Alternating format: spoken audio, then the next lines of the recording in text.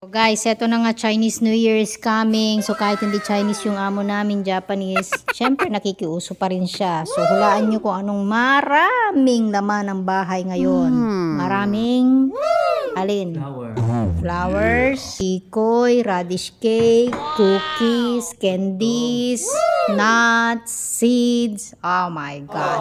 Kagaya nito guys, oh, kay amo, isa sa amin, tapos sa mga bisita. And then, radish cake. Pangatlo na to guys. Kasi nakain na namin yung dalawa. Pero nandiyan pa yung mga bukas. May tikoy. Ay nako. Radish cake. Tapos may mga chocolates pa kami dito. Oh my God. Ano yan? Fridge rin. Ipapakita lang natin yung mga Chinese New Year stuff natin. Ikaw naman. Meron pa. O ano pa yan?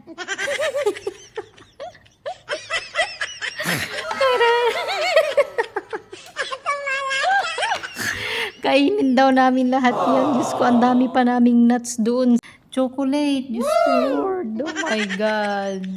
Ay, amo talaga namin. Sana pinera na lang. Pera na lang po pwede. Sheshe. Arigato gozaimashite. Tochele. So, eto yung laman naman ng isa. Cookies naman yan. Game, kuya. Buksan mo na po. Ito, animalon. No. Wow! Ang social pa ng lagayan. Game, kuya. Dapat yung may excitement. Ehe. Yan ang laman. Wow. Cookies. Bago sila. Macaron. Pero guys, ganito siya karami. Sa amin lang tong tatlo. Oh. Oh my God. Imagine this. 24 ang laman nito guys. Yung red velvet ang gusto ko. Ito gusto ko. Yung may coffee. Red velvet. 6 flavors ito guys. Sobrang dami. Hey! Yan siya oh. Ganyan siya karami. Iba-ibang flavor. Anim yan eh. Red velvet. Oh, espresso. Caramel. Macadamia.